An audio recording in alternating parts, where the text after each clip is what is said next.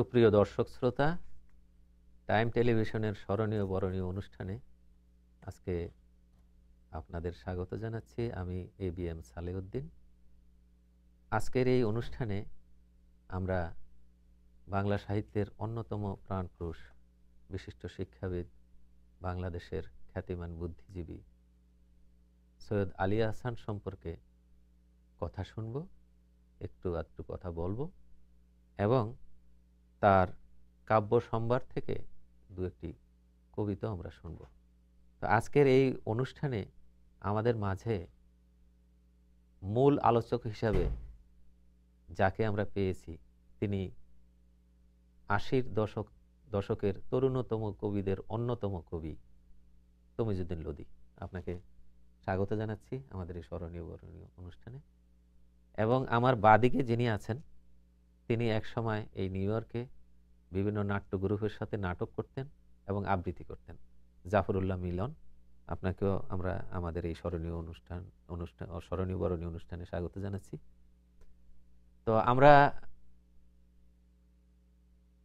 এখন ফিরে যাচ্ছি আমাদের আজকের আলোচনার যে মূল বিষয়, সৈয়দ আলী আহসান। সৈয়দ আলী আহসান জীবন এবং তার সাহিত্যকর্ম, এই বিষয়ে আমরা মূলত একটু কথা শুনব। আমাদের এই সময়ের অন্যতম কবি, সর্বকবি, যিনি বাংলাদেশ, ভারত এবং বহির্বিশ্বে তার কবিতার মধ্য দিয়ে এখন খুব বিভাসিত এবং পরিচিত, তমিজউদ্দিন লোদী। লোদী ভাই, আপনার কাছে আমার প্রথমে ছোট্ট একটি কোশ্চেন, সেটি হচ্ছে আধুনিক বাংলা কবিতা বলতে কি বোঝায়? আমরা একটু সংক্ষেপে একটু জানব, এবং এই বাংলা কবিতার রেশ ধরে সৈয়দ আলী আহসানকে আপনি কিভাবে দেখেন? আপনার যে ধন্যবাদ আপনাকে। আপনার যে প্রথম প্রশ্নটি, যে আধুনিকতার প্রশ্ন, বাংলা কবিতায় একসময় আমরা জানি যে এটি খুব একটি আধুনিকতার ছোঁয়া বা স্পর্শ পায়নি। আমরা আধুনিকতার যে কবিতার শুরু সেটি আমরা মাইকেল মধুসূদন দত্ত থেকেই ধরে নিই যে তিনি প্রথম বাংলা কবিতার, আধুনিক কবিতার সূত্রপাত ঘটিয়েছিলেন।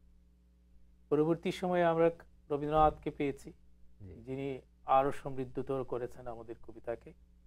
এবং আরেকটি পর্যায়ে, যেটিকে আমরা আধুনিকতার আরেকটি স্তর বলি, সেটি হচ্ছে ৩০-এর দশক। সেই সময় যে সমস্ত কবিরা এসছেন, বুদ্ধদেব বসু, আপনার সুধীন্দ্রনাথ দত্ত, বিষ্ণু দে, অমিয় চক্রবর্তীরা, এবং সেই সময়ে এদের পাশাপাশি বিরাজমান ছিলেন জীবনানন্দ দাশ। এবং তারা একটি রবীন্দ্র বলয়ের যে বিশালত্ব, সেই বিশালত্ব থেকে বেরিয়ে আসার জন্য তারা সচেতন একটি প্রচেষ্টা নিয়েছিলেন। এবং সেটি হচ্ছে, আমরা বলি যে একটি অন্যতম একটি যুগ ৩০-এর দশক। ৩০-এর পরবর্তী সময়ে যে ৪০-এর দশকটি, সেটি যখন শুরু হয়, সেটি একটু বিভাজিত হয়, একটি পশ্চিমবঙ্গ, একটি পূর্ববঙ্গ। তখন আমরা দেখি যে একটা দেশ ভাগ হয়েছে, ভারত হয়েছে, পাকিস্তান হয়েছে। তো ৪০-এর দশকে যারা কবি ছিলেন, তারা কিন্তু শুরু করেছিলেন তাদের কাজটি পশ্চিমবঙ্গে বা বৃহত্তর ভারত, বিশেষ করে বাংলা কবিতা। এবং যখন পাকিস্তান হলো, এরাই কিন্তু পাকিস্তানে ঢাকা কেন্দ্রিক, কলকাতা কেন্দ্রিক ছিল, সেটি ঢাকা কেন্দ্রিক হলো। সেখানে আমাদের কথা সাহিত্যিকরা এলেন, আমাদের কবিরা এলেন। এই যারা ৪০-এর কবি, যেমন আহসান হাবিব, ফরুক আহমদ, সৈয়দ আলী আহসান, আবুল হোসেন, এবং তার সাথে আরেকজনের নাম বলা যেতে পারে, তিনি সানাউল হক। কিন্তু প্রধানত ৪০-এর এই চারজনই কিন্তু প্রধান কবি। প্রধান কবিদের মধ্যে অন্যতম হচ্ছেন সৈয়দ আলী আহসান। অনেক ধন্যবাদ লোদী ভাই আপনাকে। আসলে আপনি নিজেও কিন্তু আগাগোড়া একজন আধুনিক কবি। আপনি কবিতার ভেতরে যে ছন্দ, বিভিন্নভাবে আপনার দ্বারা আমরা দেখতে পাই। ইভেন আপনার শুধু গদ্য আপনার অসাধারণ। আমি আপনার গদ্যগুলো পড়ি মাঝে মধ্যে। আপনি উপন্যাস লিখেছেন। আমাদের এই বাংলা সাহিত্যের অন্যতম প্রাণপুরুষ সৈয়দ আলী আহসান, যিনি 1922 সালের 26শে মার্চ জন্মগ্রহণ করেছিলেন, একটা আলো আঁধারির মধ্য দিয়ে। এবং তারপর আমরা দেখতে পাই যে দ্বিতীয় বিশ্বযুদ্ধ শুরু হলো, এবং এই সময়টা কিন্তু নজরুল এবং রবীন্দ্রনাথেরও একদম, রবীন্দ্রনাথের প্রান্তিক সময় এবং নজরুলের উত্থানের একটা বিরাট একটা সময়। এই সময় সৈয়দ আলী হাসানের জন্ম। সৈয়দ আলী হাসান কিভাবে ইংরেজি সাহিত্যের ছাত্র হয়ে ইংরেজি পড়াতেন, বিভিন্ন শিক্ষা প্রতিষ্ঠানে তিনি ইংরেজি পড়াতেন, বিভিন্ন বিশ্ববিদ্যালয়ের উপাচার্য ছিলেন, আপনি নিজেও জানেন সেটা। এবং স্বাধীন বাংলাদেশে তিনি মন্ত্রী ছিলেন, প্রেসিডেন্টের উপদেষ্টা ছিলেন, অ্যাডভাইজারি কাউন্সিলের মঞ্জুরি কমিশনের চেয়ারম্যান ছিলেন। একজন অসাধারণ বহুগুণে গুণান্বিত, বৈচিত্রিক অভিজ্ঞতা সম্পন্ন একজন ব্যক্তি ছিলেন তিনি। তিনি খুব ভালো করে বলতে পারতেন। সৈয়দ আলী হাসান 30-এর দশক পেরিয়ে যখন 40-এর দশকে, এই আপনি বললেন যে কবিতার যে আধুনিক কবিতার যে জাগরণ তৈরি হলো, এই সময় সৈয়দ আলী হাসানের ভূমিকাটা কিরকম ছিল? সৈয়দ আলী হাসানের একটি সমস্যা এখানে আছে, যেটি হলো সৈয়দ আলী হাসানের পরিচয়টা কি।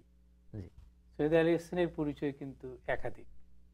সেটি হচ্ছে তিনি একাধারে কবি, তিনি প্রাবন্ধিক, তিনি বুদ্ধিজীবী, তিনি শিক্ষাবিদ, তিনি বাগ্মী। এতগুলো পরিচয় তার আছে। তো যদি মূলত আপনি কবিতা নিয়ে স্থিত থাকেন যে সৈয়দ আলী হাসানের কবিতায় ভূমিকা কি, সৈয়দ আলী হাসানের কবিতায় আমি বলবো তিনি অত্যন্ত আধুনিক মনস্ক একজন কবি ছিলেন, শব্দ সচেতন একজন কবি ছিলেন।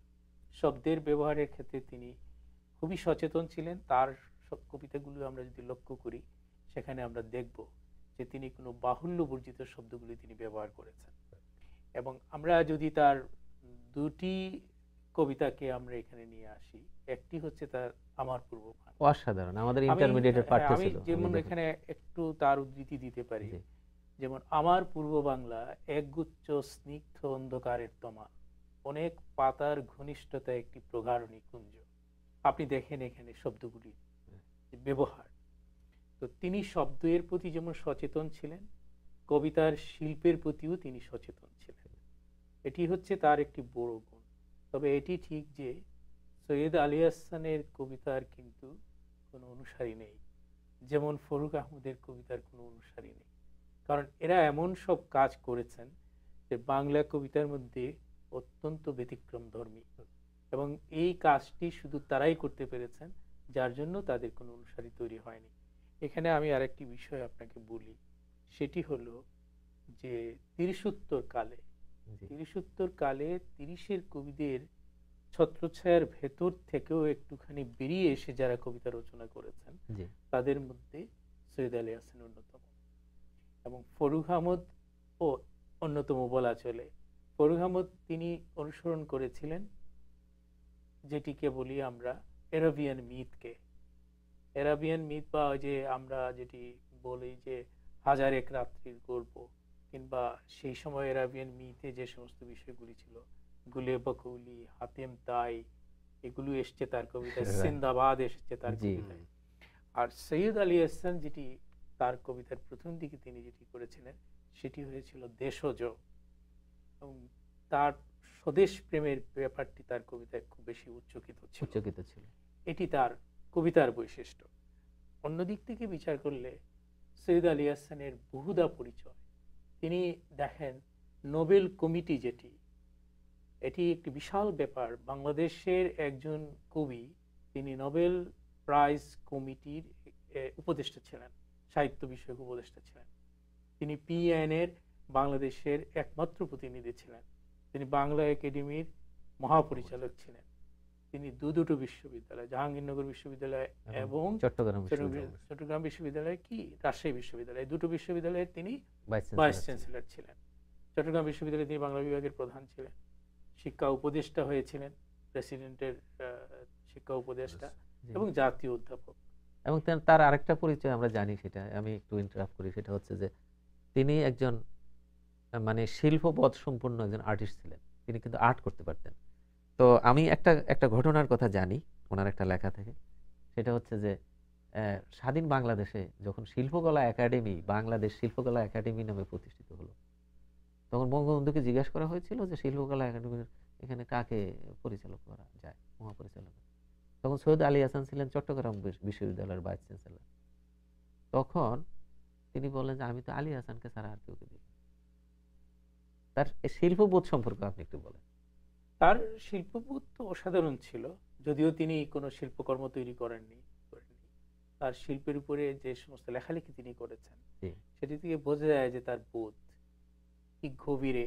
আমরা আজকে যে যে সমস্ত আমাদের দেশের দিকপাল যারা শিল্পী, জি, জয়নুল আবেদিন, কামরুল হাসান, হুম, কিংবা আমাদের এই যে সাম্প্রতিক কালে শাহাবুদ্দিনের কথা আমরা বলি, কিংবা রণবীর কথা বলি, রাইট, এই যে সমস্ত মানে শিল্পীরা আছেন যারা কাইয়ুম এই চৌধুরী, কাজে কাজ করেছেন, কাইয়ুম চৌধুরী, আবুল এই হাশেম, আবুল হাসেম, হ্যাঁ, এরা যারা, বা অনেকের নাম আমরা বলতে পারি, জি, বলছি যে এই যে বিভাগোত্তর কালে জয়নুল আবেদিনের নেতৃত্বে যেটি গড়ে উঠলো, জি, সেখানে যে শিল্পচর্চার যে কাজটি, তার আগে থেকেই কিন্তু শিল্প চৈতন্য বোধে একেবারেই আচ্ছন্ন ছিলেন সৈয়দ আলী হাসান। বাহ, তার একাধিক লেখা, যেগুলোর মধ্যে তিনি যে প্যারিস ভিত্তিক যে শিল্পের যে বিকাশটা ঘটেছিল সেই জি, সময়, দা ভিঞ্চি, যে অসাধারণ কাজগুলি নিয়ে তিনি লিখেছেন, কিন্তু রাইট, রাইট, তিনি পিকাসো নিয়ে লিখেছেন, পিকাসো নিয়ে লিখেছেন, তিনি তিনি সেই সময়ের যে আমাদের যে গগা জি, এবং ইয়ের কে নিয়ে তিনি লিখেছেন, মালারমেকে নিয়ে তিনি লিখেছেন। হ্যাঁ, তো এগুলো তার যে সচেতন বোধ, যে তার যে শিল্প চৈতন্য বোধের যে তিনি গভীরতা ছিল বলেই তিনি এগুলো লিখতে পেরেছেন। লিখেছেন, অর্থাৎ সৈয়দ আলী হাসান একটু বহু ধাপ, কি বলে যে, অনেক শিল্পগুণে গুণান্বিত ছিলেন, অনেক জ্ঞানে জ্ঞানান্বিত ছিলেন। এবং আমি তার নিকটের সান্নিধ্যে যাওয়ার কিছুটা সৌভাগ্য হয়েছিল। আমি অভিভূত হয়ে তার কথা শুনতাম। আপনার আমার তাকে জীবনে নিয়ে আপনার একটু স্মৃতি বলতে পারেন আমাদেরকে, যদি স্মৃতি, দর্শকদের। ব্যক্তিগত স্মৃতি এখানে খুব আমি সংক্ষেপে আর একটা কি দুটো। না বলেই বলুন, অন্য ক্ষেত্রে তার নিয়ে জি, আলোচনা জি, করি। তার যে বাগ্মিতা, যে তিনি যে অসাধারণ বাগ্মী ছিলেন, এটি আমার কাছে খুব স্মরণযোগ্য। আমি আমার জীবনে যাদের কথা শুনেছি, অসাধারণ বাগ্মিতা লক্ষ্য করেছি, তার মধ্যে আমি সর্বোচ্চ স্থানে সৈয়দ আলী হাসানকে রাখতে চাই। যদিও অন্যান্য যারা তাদের মতোই, কিন্তু সৈয়দ আলী হাসানের মতো বাগ্মিতা আমি খুব কম আহ, লোকের দেখেছি। তিনি তো জানেন আপনি যে তার শিক্ষা জীবন শেষ হয়েছে 1944 সালে, জি, মানে পাকিস্তান হবার আগে। আগে, তারপরে পরেই তিনি কিন্তু অল ইন্ডিয়া রেডিওতে জয়েন করেছিলেন কলকাতায়, হুম, এবং সেখানে তিনি কাজ করেছেন। পরবর্তী সময়ে তিনি ঢাকা রেডিওতে কাজ করেছেন এবং করাচি রেডিওতে করাচিতেও তিনি কাজ কাজ করেছেন, করেছেন। তো এগুলো তার এই যে বাগ্মিতার যে জি, এবং সবচেয়ে বড় যেটি, স্বাধীনতা যুদ্ধের সময় তার এই অবদান, স্বাধীন বাংলা বেতার কেন্দ্রে তিনি কাজ করেছেন, জি, এবং সেটি এখানে তার একটি চেনা কণ্ঠ জি, ছদ্মনামে তিনি পরিচিত ছিলেন। সেখানে তিনি ইংরেজি বিভাগটি তিনি পরিচালনা করতেন, ইংরেজি যে নিউজটি হতো তিনি সেটি তৈরি করে দিতেন, এবং মুক্তিযুদ্ধে তিনি সরাসরি এই ক্ষেত্রে অংশগ্রহণ বুদ্ধি করেছেন। ভিত্তিক অংশগ্রহণটা তার ছিল। তাহলে আমরা এখানে একজন কবি, কবি হিসাবেই যদি মনে করি সৈয়দ আলী হাসানকে, এবং তার ভিতরে প্রবল দেশাত্মবোধ ছিল। আপনি বলেছেন যে তার কবিতার মূল ইয়েটা বেশিভাবে আলোকিত হয়েছিল তার দেশাত্মবোধ দিয়ে, দেশপ্রেম, ঐতিহ্যবোধ, এবং স্বাধীন বাংলাদেশ হওয়ার আগে মুক্তিযুদ্ধের সময় তার একটা বড় অবদান আছে। তার কণ্ঠ এখনো আমাদের কানে, আমরা খুব ছোট ছিলাম, স্বাধীন বাংলা বেতার কেন্দ্রে থেকে দু চারজন যাদের ভয়েস শোনা যেত, সৈয়দ আলী হাসান তাদের একজন। আজকের এই প্রেক্ষাপটে সৈয়দ আলী হাসানকে আপনি কিভাবে বিচার করেন, তার অবস্থান কোথায়? না, সৈয়দ আলী হাসান আমাদের বাংলা কবিতায় যদি মানে আলোচনা করেন, সৈয়দ আলী হাসানের নামকে কোনোভাবেই উপেক্ষা করা যাবে না। যেমন উপেক্ষা করা যাবে না আহসান হাবিবকে, যেমন উপেক্ষা করা যাবে না ফরুক আহমদকে, আবুল হোসেনকে, সেভাবে সৈয়দ আলী হাসানকে উপেক্ষা করা যাবে না। কারণ দেশ ভাগের পরে যারা আমাদের কবিতাকে মানে উজ্জ্বল করে রেখেছিলেন, তার মধ্যে সৈয়দ আলী হাসান অন্যতম। এবং সৈয়দ আলী হাসানের পরবর্তী সময়ে যে সমস্ত কবিরা এসছেন, আজ অব্দি যে সমস্ত কবিতা লেখা হয়েছে, সেটি একটি ধারাক্রমেরই ফসল। এবং সৈয়দ আলী হাসান আমাদের অন্যতম একজন বড় কবি, তাকে উপেক্ষা করার কোনো সুযোগ আমাদের নেই। আমার খুব ভালো লাগছে আপনার কথা শুনে, কারণ আমি কিছুদিন আগে একটি কবিতা সন্ধ্যায় আমাদের বাংলা সাহিত্যের আরেকজন অন্যতম কবি শহীদ কাদরীর মুখ থেকে এরকম একটি কথা শুনেছিলাম যে বাংলা সাহিত্যের বিশেষ করে কবিতার ইতিহাস থেকে সৈয়দ আলী হাসানকে বাদ দেওয়া সম্ভব নয়। আমরা আপনার কাছ থেকে বাকি কথাগুলো আবারও শুনবো। এখন আমরা একটু বিরতিতে যাচ্ছি। সুপ্রিয় দর্শক, আপনারা দেখছিলেন স্মরণীয় বরণীয় অনুষ্ঠান। আজকের আমাদের আলোচনার বিষয় হচ্ছে সৈয়দ আলী হাসান, তার জীবন ও তার সাহিত্যকর্ম নিয়ে। আমরা এই অনুষ্ঠানে আবারও ফিরে আসছি। একটু ছোট্ট বিরতি নিচ্ছি, বিরতির পর আমরা আবার ফিরে আসছি। এতক্ষণ আমাদের সঙ্গেই থাকুন।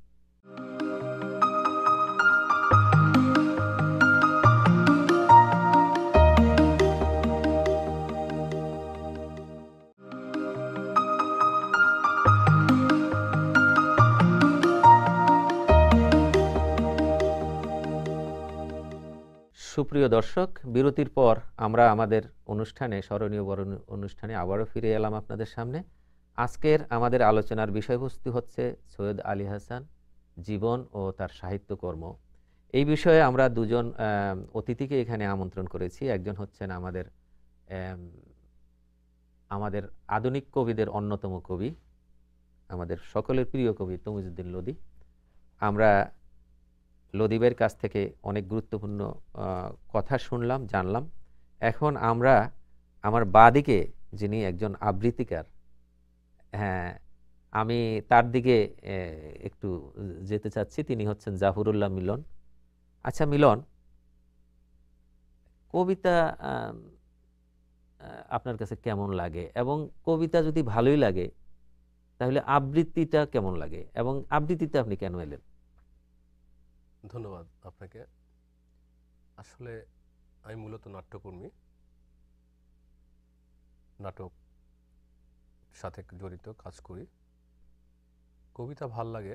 আপনি নিশ্চয়ই খেয়াল করবেন, যখন আপনি একাকী থাকেন তখন আপনার কোনো একটা গান বা কোনো একটা কবিতা আপনার অজান্তেই চলে আসে, যদি আপনি সংস্কৃতি মনা হন। সেই দিক থেকেই কবিতা ভাল লাগে, কবিতা পড়তে, আবৃত্তি করতে, এবং নিজে নিজে আবৃত্তি করতে, এবং দর্শক বা অন্যান্য শ্রোতা তাদের জন্য আবৃত্তি করতেও ভালো লাগে। অনেক ধন্যবাদ। তো আমরা আজকে সৈয়দ আলী হাসানকে নিয়ে কথা শুনছি। সৈয়দ আলী হাসানের অসংখ্য কবিতা আছে, যেটা আমাদের আজকের মেইন স্পিকার লোদী ভাই তমিজউদ্দিন লোদী যেটা বললেন, সেটা হচ্ছে দেশপ্রেম নিয়ে তিনি কবিতা লিখেছেন। তার আধুনিক কবিতার ভিতরে অনেক রোমান্টিক কবিতাও আছে। আপনি আপনার পছন্দের একটা কবিতা আমাদেরকে একটু শোনান। আমি চেষ্টা করছি সৈয়দ আলী আহসানের নির্বাচিত কবিতা থেকে আপনাদের কিছু পড়ে শোনাচ্ছি। তার একটি কবিতা হলো, তাহলেই তো আমি জয়ী। আমার সব তুচ্ছ আশা যদি শব্দের সৈকতে নামে, যদি আমার পরিপূর্ণ দৃষ্টি একটি শস্য কণার আবরণকে বিবর্ণ করে, এবং আমার নীরবতা আমার হৃদয়ে উদ্ভাবনা জাগায়, তাহলেই আমি জয়ী। একটি অকালকে ফেলে দিয়ে নতুন প্রত্যুষের লগ্নকালে একজন বিজয়ী পুরুষ। আমার চোখ যদি সমুদ্রের নীলকে ধারণ করে, যদি পাহাড় থেকে ঠিকরে পড়া সূর্যের আলো আমার বাহুতে নামে, এবং আমার শরীরের তাপে আমি উষ্ণতার পরিত্রাণ পাই, তাহলেই আমি জয়ী। ব্যক্তিগত সকল দুঃখকে ভুলে একটি তরল হিমুল্লিত আনন্দে একজন বিজয়ী পুরুষ। আমার সব সম্ভার যদি মাটিতে ফেলে দেই, ছায়ারা যেভাবে শুয়ে থাকে মাটিতে, সেভাবে সব ইচ্ছাই যদি মাটিতে শরীরে পড়ে, এবং আমার যন্ত্রণার তুমি যদি উর্বরতা হও, তাহলেই তো আমি জয়ী। একটি সময়ের সংকুচিত সম্ভারে নতুন কার্যকালে একজন বিজয়ী পুরুষ। অনেক ধন্যবাদ মিলন, জাফরুল্লাহ মিলন। চমৎকারভাবে সৈয়দ আলী হাসানের একটি তার নির্বাচিত কবিতার বই থেকে কবিতা আমাদের শোনালেন। আমরা এবারে আবারও ফিরে যাব আমাদের মূল আলোচক, আজকের এই অনুষ্ঠানের মূল আকর্ষক যিনি তিনি আমাদের অন্যতম কবি তমিজউদ্দিন লোদী। আমরা শুনছিলাম সৈয়দ আলী হাসানের বহুমাত্রিক গুণের কথা, তার বৈশিষ্ট্যের কথা, বিশেষ করে তার কবিতার কথা। আমরা এই জিনিসটুকু আরেকটু পরিষ্কার করতে চাই যে মুক্তিযুদ্ধে এবং মুক্তিযুদ্ধের পরবর্তীকালে স্বাধীন বাংলাদেশে যে আধুনিক কবিতার যে জাগরণ তৈরি হয়েছে, এইখানে সৈয়দ আলী হাসানের ভূমিকাটা কি? সৈয়দ আলী হাসানের ভূমিকা আমি তো আগে উল্লেখ করেছি। তো আমরা স্বাধীনতা উত্তরকালে শুধু যে সৈয়দ আলী হাসান কাজ করেছেন তা তো নয়, আমাদের ওই সময়ে যে 40-এর আরো যাদের কথা বললাম তারা যেমন ছিলেন, এই সময় আমরা 50-এর দশকের কবিদেরও পেয়েছি। আমরা শামসুর রহমানকে পেয়েছি, আল মাহমুদকে পেয়েছি, শহীদ কাদরীকে পেয়েছি, ফজল শাহাবুদ্দিন পেয়েছি, দিলওয়ার পেয়েছি, ওমর আলী পেয়েছি। 50-এর কবিদের কথা বললাম, তার সাথে সাথে 60-এর কবিরা এসেছিলেন। আপনি সিদ্দার আমিনুল হকের কথা বললেন, আব্দুল মান্নান সৈয়দ, রফিক আজাদ, আসাদ চৌধুরী, এরাও এসেছিলেন। কিন্তু কথা হলো যে আপনি যদি সুনির্দিষ্টভাবে সৈয়দ আলী হাসানের কথা বলেন, সৈয়দ আলী হাসান স্বাধীনতা উত্তর কালে ধীরে ধীরে তিনি আধ্যাত্ম চেতনার দিকে কিন্তু তিনি অনেকখানি ধাবিত হয়েছিলেন। ঐতিহ্য চেতনা যেমন, স্বদেশ প্রেম যেমন তার কবিতায়, তার মধ্যে ডিভাইনিটিটাও তখন এসছে। ডিভাইনিটিটা আমরা লক্ষ্য করি বিশ্ব সাহিত্যে টলস্টয়ের মধ্যেও, তার শেষের সময় তিনি ডিভাইনিটির দিকে চলে গিয়েছিলেন। রেজারেকশনের মতো তিনি অন্যতম একটি সাধারণ উপন্যাস তিনি লিখেছিলেন। আমরা জানি যে আপনি যদি ধরেন ডব্লিউ.বি. ইয়েটসের কথা ধরেন, আপনি যদি এজরা পাউন্ডের কথা ধরেন, কিংবা আপনি এলিয়টের কথা ধরেন, এলিয়টের যে বিখ্যাত যে ওয়েস্টল্যান্ড, সেখানের মধ্যেও আমরা লক্ষ্য করি যে সেখানে বাইবেলের বিষয়গুলো তিনি তুলে এনেছেন। আমরা অস্বীকার করার কোনো উপায় নেই। আমরা ডিভাইন কমিউনিটিতেও সেটা দেখেছি, দান্তের সেই তো এদিক থেকে বিবেচনা করলে বিশ্ব সাহিত্যের মধ্যেও আমরা সে আধ্যাত্ম গেটের কথা আপনি ধরতে পারেন, যে আধ্যাত্ম চেতনার বিষয়টি কিন্তু ছিল এবং আছে বিশ্ব সাহিত্যে। এগুলো কিন্তু অত্যন্ত উল্লেখযোগ্যভাবে আমরা আলোচনা করি। সৈয়দ আলী হাসান সেই ঐতিহ্য চেতনা থেকে বিচ্যুত ছিলেন। আমাদের রবীন্দ্রনাথের কথা ধরেন আপনি, উপনিষদের ধারা তিনি খুবই আচ্ছন্ন ছিলেন এবং তিনি তার দ্বারা প্রভাবিত হয়েছেন। তার যে বিখ্যাত গ্রন্থ যেটিতে তিনি নোবেল প্রাইজ পেয়েছেন, সেটিতেও তিনি এই কথাগুলো, এই যে বিষয়গুলো, তিনি বিচ্যুত হন। সৈয়দ আলী হাসান এই চেতনার ভেতর থেকেও তিনি স্বদেশ চেতনার থেকেও তিনি বিচ্যুত হন, সাথে সাথে তিনি ঐতিহ্য চেতনার মধ্যে এসেছিলেন। একটি কবিতা আমি এখানে আপনি সামান্য উল্লেখ করি, সেটি হচ্ছে তার প্রার্থনা। তার যে গ্রন্থটি আমরা সবচেয়ে বেশি আলোচনা করি সেটি হলো একক সন্ধ্যায় বসন্ত। সেই একক সন্ধ্যায় বসন্তের এই কবিতা হচ্ছে প্রার্থনা। সেখানে একটু স্তবক, এভাবেই আমার দিন রাত্রির অধীরতা, অনেক বনের মধ্য দিয়ে, অনেক নদী সমুদ্রের স্বচ্ছতায়, একদিন হয়তো পাহাড়ের দুর্গমতায়, পাথরের নিশ্চেতন সংকট পার হয়ে ইউলিসিস ইথাকায় ফিরবে। অনেক ধন্যবাদ। ইউলিসিস এখানে ইথাকায় ফিরবে, শেষে কিন্তু তিনি গ্রিক মিথোলজি নিয়ে এসেছেন। গ্রিক মিথোলজি তিনি নিয়ে এসেছেন যে Ulysses back to the Ithaca, তিনি ইথাকায় ফিরে আসবেন, এই আর কি।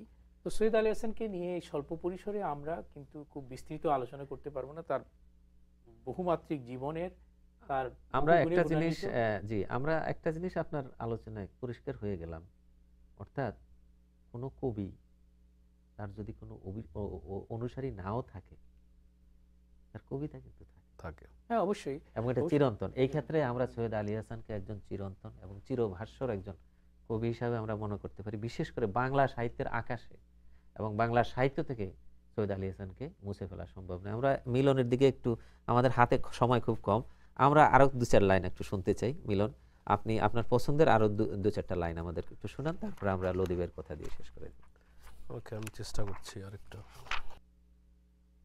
দ্বিখণ্ডিত শিশুর মৃতদেহ নিয়ে অট্ট হাসছে যারা রাত্রির নীরবতাকে ভরাল করল, যারা আমার কণ্ঠস্বরকে স্তব্ধ করবে ভেবে সকালবেলার শিশিরকে রক্তিম করল। মাতৃদুগ্ধের মতো স্রোতশ্রেণী অজস্র শবের আর্তদৃষ্টি দিয়ে প্রবাহিত মধ্যযুগের অন্ধকারকে লজ্জিত করে সেসব সায়েমের তাদের করাল দুষ্ট রেখার আমাকে আতুর করতে যাচ্ছে। আমার প্রতিদিনের শব্দে তাদের ধ্বংস উচ্চারিত হোক। মাতৃভূমি আমার, আমার সপ্রেম অনুরাগকে যারা কলঙ্কিত করতে যাচ্ছে, আমার অজেয় শব্দে তাদের সর্বনাশ নিশ্চিহ্ন হোক আমার প্রতিদিনের শব্দ। অসাধারণ মিলন, আপনাকে অনেক ধন্যবাদ। আমরা একদম শেষ পর্যায়ে এসেছি লদি ভাই। আমরা সৈয়দ আলী হাসানকে আমরা জানি যে এই স্বল্প পরিসরে তাকে বিশ্লেষণ করা, তাকে আবিষ্কার করা সম্ভব নয়। আমরা যদি সুযোগ পাই, সুযোগ মতো সৈয়দ আলী হাসানকে নিয়ে আবারও আলোচনা করব, এবং আমি আপনার মাধ্যমে আমাদের দর্শক শ্রোতাদের জন্য সৈয়দ আলী হাসান সম্পর্কে এবং তার বোধ সম্পর্কে দু একটু কথা জানতে চাই। সৈয়দ আলী হাসানের যে বিষয়টি আমাকে খুব আকর্ষিত করে সেটি হচ্ছে যে তিনি যা কিছু করেছেন অত্যন্ত নিষ্ঠার সাথে করেছেন, এবং তিনি তার যে কাজগুলি তিনি দেখেন, অনেকগুলো প্রবন্ধ লিখেছেন। তিনি একজন নামকরা প্রাবন্ধিক কিন্তু, এবং নানা বিষয় তিনি স্পর্শ করেছেন। তার আরেকটি পরিচয় কিন্তু আছে, তিনি রন্ধন বিষয়ে তিনি খুব অভিজ্ঞ ছিলেন। রন্ধন শিল্প নিয়েও তিনি প্রচুর লিখেছেন, তার একটি বইও আছে রন্ধন শিল্প নিয়ে। এবং তার যে বিষয়টি হচ্ছে যে জীবনানন্দ দাশের যে ইন্দ্রিয় গ্রাহ্য যে চেতনাগুলো, যে উপমাগুলো তিনি ব্যবহার করেছেন, সৈয়দ আলী হাসান তার বিপরীতে কিন্তু বিমূর্ত চৈতন্যে তিনি ব্যবহার করেছেন। তার সবচেয়ে বড় যে জিনিসটা ছিল, তিনি লিওপোল্ড স্যাঙ্গরের মতো একজন বিশ্ব মাপের প্রেসিডেন্টের তিনি বন্ধু ছিলেন। এবং লিওপোল্ড স্যাঙ্গর, আপনি জানেন যে তিনি একজন কবিও ছিলেন, এবং লিওপোল্ড স্যাঙ্গর তাকে নিয়ে একটি কবিতাও লিখেছেন। অসাধারণ, অসাধারণ। আপনার কাছে অনেক ধন্যবাদ যে আজকে আমরা সৈয়দ আলী হাসান সম্পর্কে অনেক অজানা তথ্য পেলাম। আপনাকে আমরা আবারও ধন্যবাদ জানাচ্ছি, কৃতজ্ঞতা জানাচ্ছি, ইভেন মিলনকেও জানাচ্ছি। মিলন মানে এত ব্যস্ততার মধ্যে আমাদের স্টুডিওতে এসে সৈয়দ আলী হাসানের কবিতা পড়ার জন্য অনেক ধন্যবাদ জানিয়েছি। সুপ্রিয় দর্শক, স্মরণীয় বরণীয় অনুষ্ঠানে আজকে আমাদের এই আলোচনা এখানেই সমাপ্তি ঘোষণা করছি। আমাদের সাথে আপনাদের আবারও দেখা হবে এই অনুষ্ঠানে, হয়তো আরো কোনো একজন মহান ব্যক্তিত্বকে সামনে রেখে। এখানেই আজকে শেষ করছি। ধন্যবাদ।